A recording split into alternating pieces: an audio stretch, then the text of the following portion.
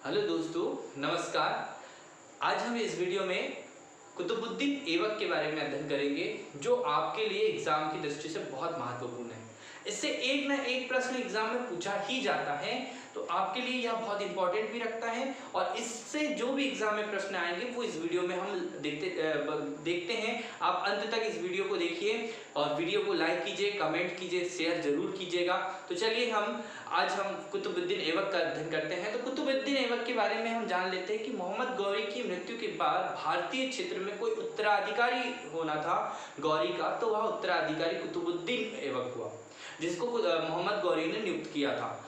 अब इस जो कुतुबुद्दीन ऐबक आया तो उसने भी अपने गुलाम वंश की स्थापना की। तो आओ देखते हैं क्या हुआ कि गुलाम वंश जो है, ये गुलाम वंश 1206 से 1290 ईस्वी तक के चला। एग्जाम में बहुत बार पूछा जाता है कि गुलाम वंश कब तक चला। तो इससे पहले जब हमने इंट्रोडक्शन वाला वीडियो बताया था, उसमें हमने गुलाम वंश के कुछ शासकों के भी नाम लिए थे, जिसमें हम क्रम से अब पढ़ेंगे। तो गुलाम वंश जो है 1206 से 1290 तक के चला। ये कहाँ था? तो पहले जब शुरुआत में गुलाम वंश की स्थापना हुई तब इसकी राजधानी जो थी वो लाहौर थी। कहाँ थी?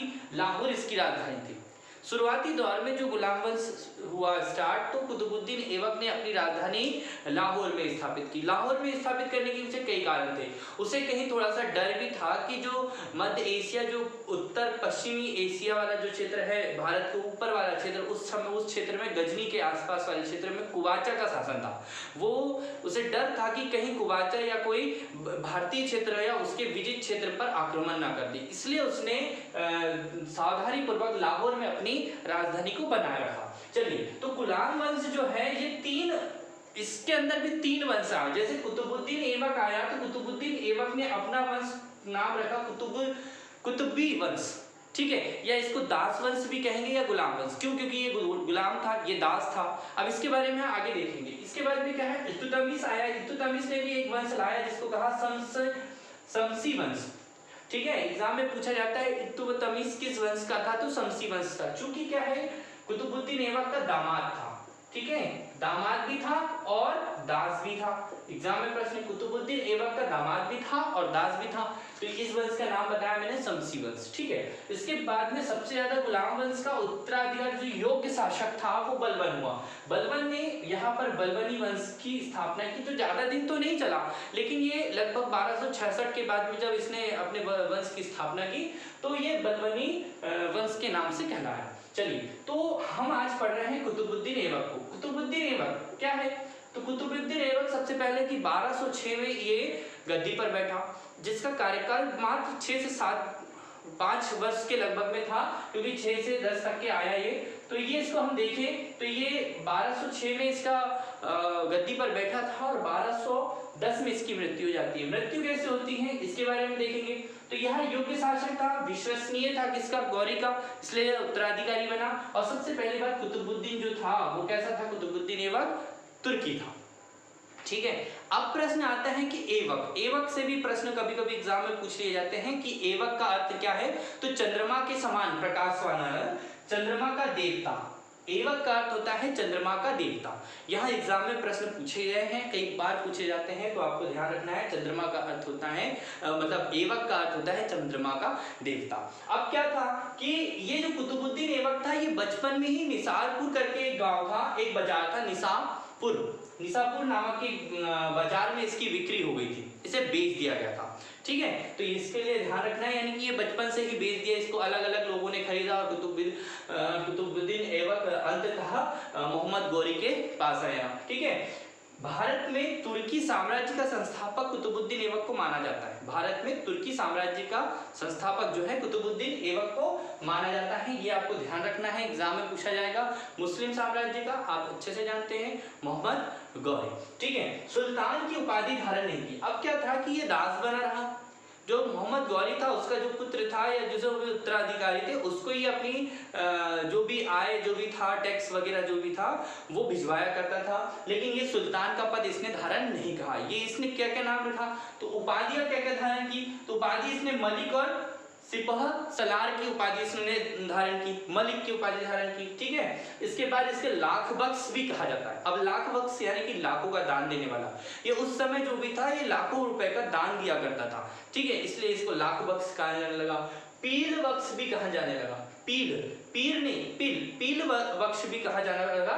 तो इसका अर्थ है कि हाथियों को दान देने वाला, हाथी अधिक से अधिक मात्रा में इसके पास हाथी थे तो हाथियों को ये दान देने लगा था, ठीक है। इसके बाद में कुरान का मतलब इसको कुरान याद थी, कुरान की आयत जो थी, कुरान की जो भी हम आयत कहते हैं वो मुखाग्र याद थी, इसलिए इसको कुरान ख्वावा भी कहा जाता है। तो यहाँ से ध्यान रखना है आपको, ठीक है। तो इसकी उपाधियां एग्जाम में पूछी जाती है कि लाख बख्श किसे जाता है, लाखों का दान देने वाला किसे कहा जाता है। तो ये आपको फिर अब अगला देखते हैं कुतुबुद्दीन ऐबक ने किस चीज का निर्माण किया। तो कुतुबुद्दीन ऐबक ने कुतुब मीनार का निर्माण किया। अब कुतुब मीनार कहाँ पर है, तो दिल्ली में है। एग्जाम में ये प्रश्न पूछा जाता है कि कुतुब मीनार कहाँ पर है, दिल्ली में। देखिए कुतुब मीनार का निर्माण कार्य कुतुबुद्दीन ऐबक ने करवाया था, लेकिन इसको संपूर्ण जो है ये इल्तुतमिश ने करवाया था, ये भी आपको ध्यान रखना। तो कुतुबुद्दीन ऐबक ने कुतुब मीनार का निर्माण कराया और ये किसके लिए करवाया, किसके मतलब किसी की याद में करवाया होगा, तो किसकी, तो एक सूफी संत थे। सूफी संत मैंने यहाँ पर लिखा है संत ख्वाजा कुतुबुद्दीन बख्तियार काकी, ठीक है। अब यहाँ बख्तियार काकी याद रखना, ठीक है। एक बख्तियार काकी जिसने नालंदा और विक्रमशिला विश्वविद्यालय को ध्वस्त कर दिया, वहीं पर ये भी इनके सूफी संत थे ख्वाजा कुतुबुद्दीन बख्तियार काकी। इनकी याद में इन्होंने कुतुब मीनार की स्थापना की। 5 मंजिला कुतुब मीनार है, ये दिल्ली में स्थित है, ठीक है, जिसको पुण्य इल्तुतमिश ने करवाया था, याद रखना। फिर इन्होंने प्रथम मस्जिद का भी निर्माण किया। तो क्योंकि मस्जिद इससे पहले भारतीय क्षेत्र में नहीं बनी थी, क्यों नहीं बनी थी, क्योंकि जितने भी मुस्लिम आक्रमणकारी थे वो आक्रमण करते थे और स्थायित्व नहीं था, वे चले जाते थे, वे शासन नहीं करते थे। लेकिन यहाँ पर स्थायी शासन होने लगा, तुर्की के शासक यहाँ पर शासन करने लगे, मतलब कुतुबुद्दीन ऐबक ने तुर्की साम्राज्य की स्थापना की, तो यहाँ पर मस्जिद का भी निर्माण किया। तो यही मस्जिद का नाम पूछा जाता है कुतुब अल इस्लाम मस्जिद जो है, ये मस्जिद से एग्जाम में प्रश्न पूछा जाता है। तो मैं एक बार बता देता हूं, कुतुब उल इस्लाम जो मस्जिद है दिल्ली में स्थित है। ये पिथौरागढ़ के पास में पृथ्वीराज चौहान के द्वारा कुछ ऐसी इमारत बनाई गई थी, उस जगह को यहाँ पर एक मस्जिद का निर्माण भी किया गया था, आपको ऐसे ध्यान रखना है। इसके बाद में एक मस्जिद उन्होंने 2.5 दिन का झोपड़ा बनाई। देखिए 2.5 दिन का झोपड़ा जो अजमेर है, सबसे प्रसिद्ध, ये एग्जाम में प्रश्न पूछा ही जाता है 2.5 दिन का झोपड़ा। तो 2.5 दिन का झोपड़ा जो है वो अजमेर में है। ये विग्रहराज विशलदेव फोर्थ है ना, विग्रहराज विशलदेव द्वारा अजमेर में एक संस्कृत महाविद्यालय का निर्माण किया गया था। उसे तोड़कर कुतुबुद्दीन ऐबक ने 2.5 दिन की मस्जिद का निर्माण करवाया, ठीक है। तो यहाँ से एग्जाम में प्रश्न पूछा जाता है। अब अगला जो है, इसकी मृत्यु कैसे हुई, कि तो कुतुबुद्दीन ऐबक की मृत्यु हुई चौगान खेलते हुए, या इसको हम कह सकते हैं पोलो, ठीक है। तो पोलो खेलते हुए चौगान खेलते समय घोड़े से गिरकर कुतुबुद्दीन ऐबक की मृत्यु हो गई।